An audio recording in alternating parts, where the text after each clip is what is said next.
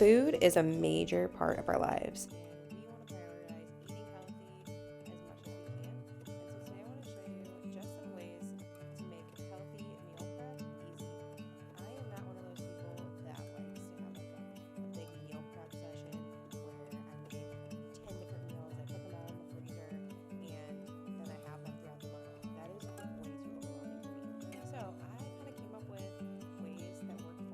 Ways that I can make meal times and meal prep a little bit easier.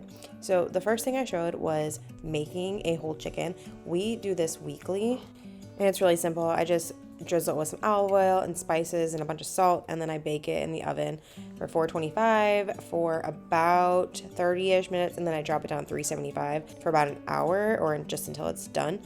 While I was baking, I decided to whip up a gingerbread latte, and all you need is some cream or whole milk, some vanilla, nutmeg, and some molasses, and then you blend that together with an immersion blender and put it over coffee, and it's so good. It tastes like a gingerbread latte. I have a recipe for just cold foam on the blog, and I'll put that in the description below. Okay, back to baking chicken.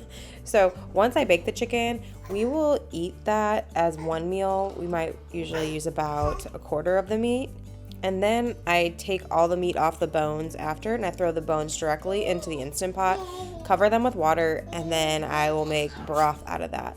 Now, the next thing you can do, though, is what I always do, is once I strain the broth, I will put the bones right back into the Instant Pot and make another batch of broth.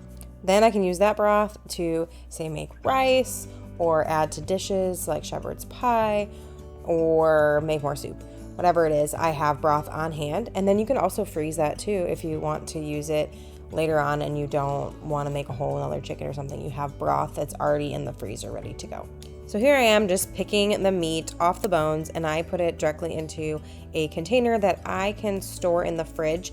And then I'm going to use this chicken throughout the week for different recipes. So for this night in particular, I use it to make a chicken lemon pasta with spinach. We use this a lot for my husband's lunches. And so in that way he doesn't have to buy lunch or anything. We will just kind of throw some things together in the morning. I will use this chicken a lot to give him a good source of protein.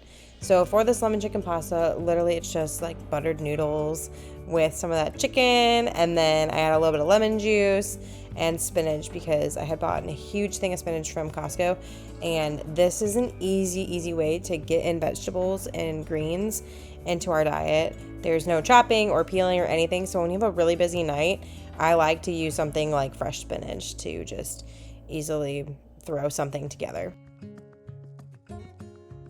So as soon as I'm done with doing the chicken and putting the chicken into the pasta, then I will start adding the water right to the bones to put it in the Instant Pot.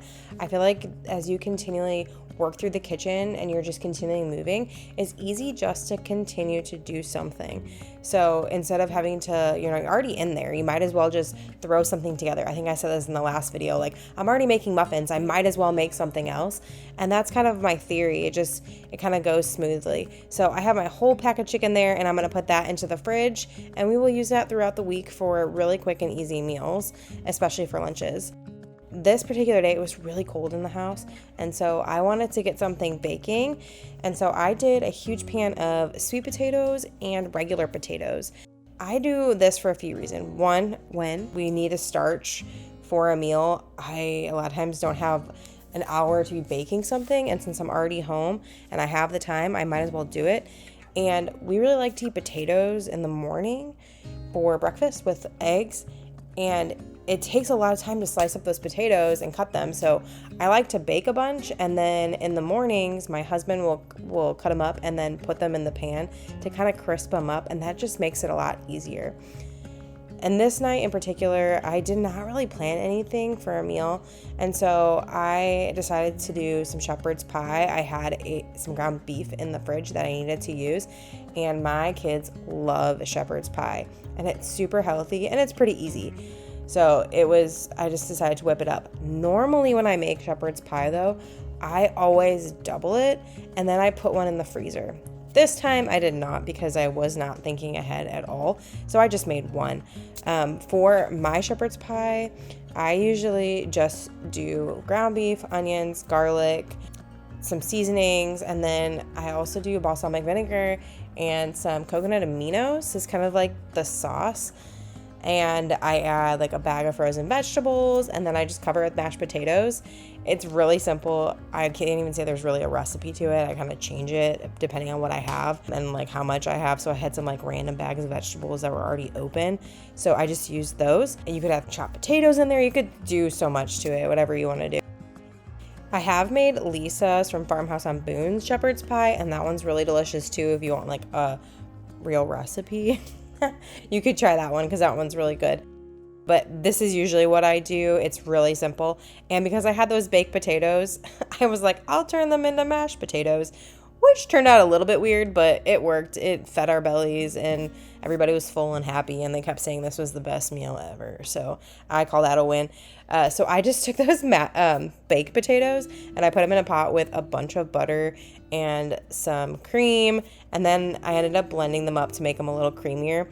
I always leave my peels on my potatoes, but I usually use red potatoes or yellow potatoes. In this case, I had russets. So I did use the immersion blender to kind of whip them up a little bit. And then I just popped it into the oven until it browned a little bit, and it was so good. It was really yummy, and everybody enjoyed it. But shepherd pie is one of those things that freezes really well. So you could easily double and triple this and then throw it into the freezer and then just thaw it in the refrigerator the night before and pop it into the oven when you are ready for dinner. Or bring it to a friend when they have a baby. All right, next I'm making my infamous sourdough unloaf, the easiest sourdough bread you'll ever make. I had planned to make soup for dinner, and so I decided to make the unloaf. And honestly, I made 2 loaves this time because why make one when you can make 2? Story of my life. And so I made 2 loaves. I just doubled the recipe, and it's so simple. And in this case, I ended up making this kind of late in the day. Like, I think it was around 10 or 11 when I started it. So after I mixed it together, I put it by my wood-burning stove because it's really nice and warm there. My house is pretty cool usually. And this made it go so much faster. And so we could have bread ready for dinner time. I only needed to sit there like maybe 4 hours or so because it's so warm.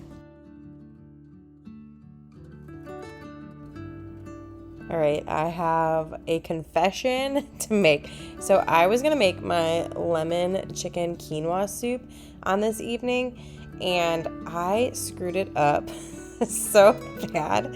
And you'll see it in this video, it's quite funny. But I accidentally added way too much salt. Like, I was adding the salt and it just, a huge clump came out. So don't do that. But you can find the real recipe over on the blog.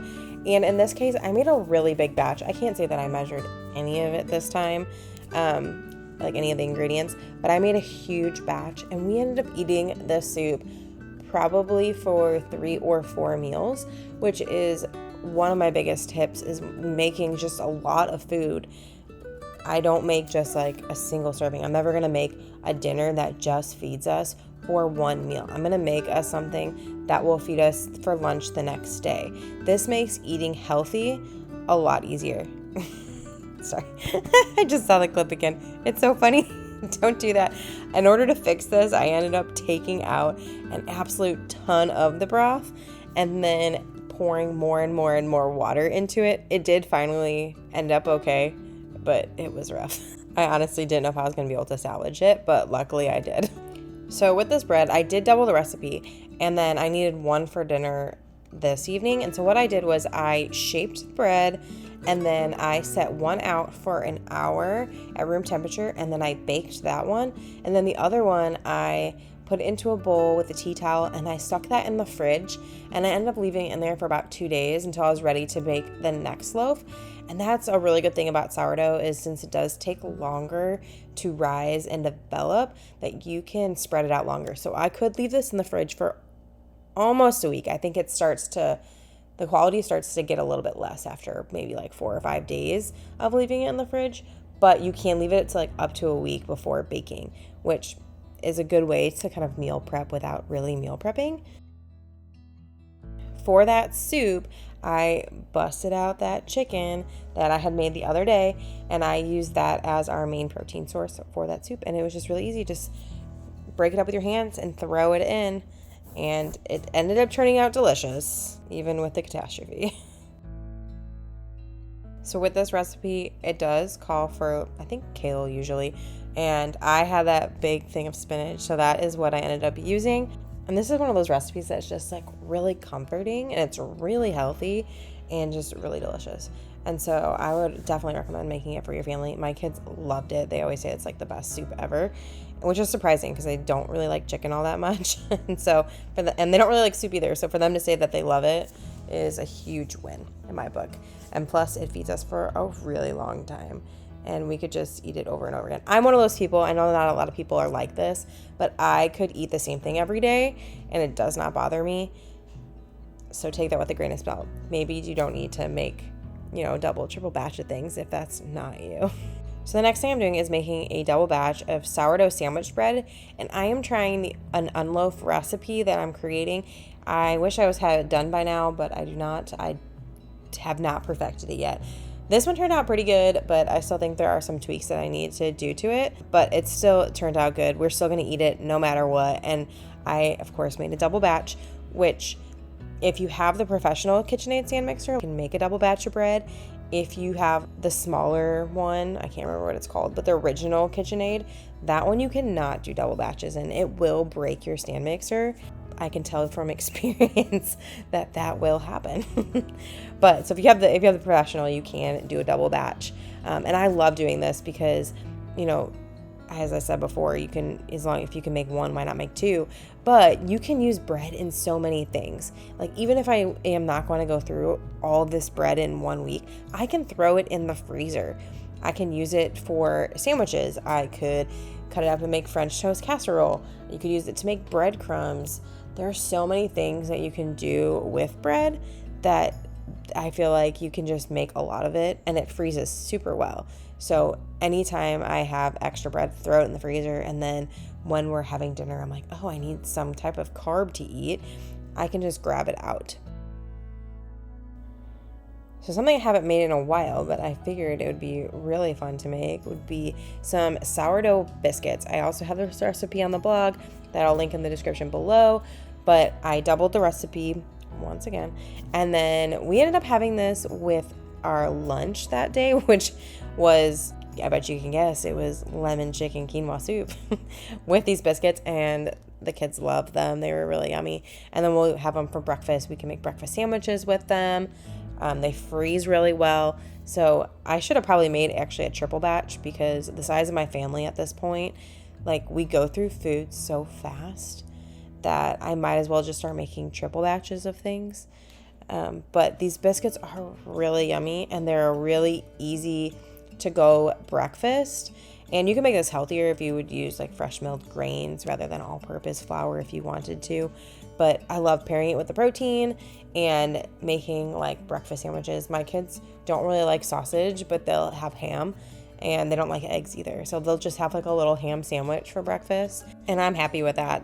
For them to get in some type of protein for breakfast along with carbs is a win, because they are so picky. I feel like I have the pickiest kids in the world.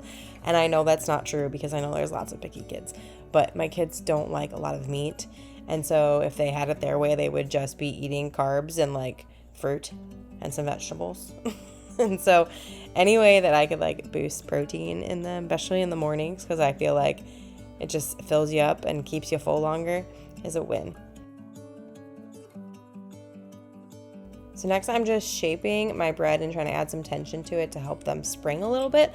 I love making sandwich bread because one, it freezes really well. So if I make too much, throw it in the freezer. And two, we can use it throughout the week to make sandwiches. And that's just a really easy lunch. And sourdough is so much healthier for you.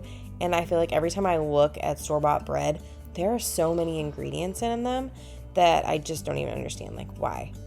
So making bread is healthier, and it's really, really easy. I promise it's easy. I'm finishing up those sourdough biscuits. So I let these ferment overnight, And so this recipe makes it even easier as kind of like a prep. I feel like a lot of sourdough recipes can be considered like prep because you make it the night before and then you finish it the day after. So you're kind of like breaking it up into 2 steps, making it a little bit easier. To me, that it just feels easier than making it all at one time. I do that sometimes, but I do like breaking it up. And plus fermenting makes it healthier. It breaks down the phytic acid, which makes the nutrients more bioavailable for your body. So you're going to be able to more easily absorb the nutrients that are found in the flour. So it's something I like to do. It also makes it more digestible, which my husband and I can't really do a lot of gluten, which I've made a lot of gluten in this video. But I feel like when we do, it makes our stomachs kind of hurt a little bit. So I try to do as much sourdough and long fermenting as possible because it just is healthier and it is a little bit easier for us to digest. I know there's a lot of people that like to make their sourdough or even just regular bread products. They'll do really bulk batch it and make a ton at one time and then leave it in the freezer and use it throughout the month. I know someone else that makes all their breakfast for 1 month at a time and then keeps it in the freezer in their pantry, like granola or overnight oats or those kinds of things. And then that makes the week a lot easier. I find that when I prep, when I'm thinking ahead, it kind of makes everything go a little bit smoother and I'm not always grasping for straws.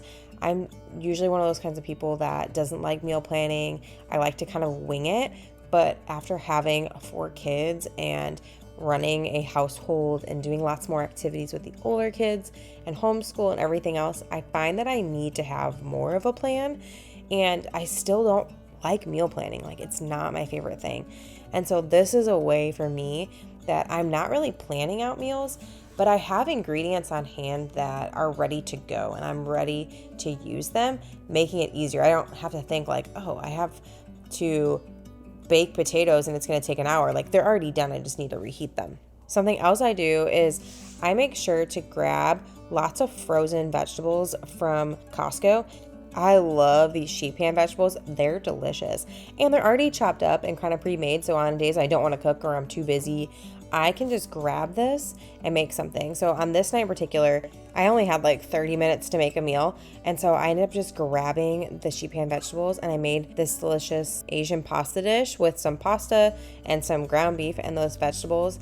And then the Japanese barbecue sauce from Costco, which is amazing. And it ended up turning out so yummy. So there are just a few simple, healthy meal prep ideas.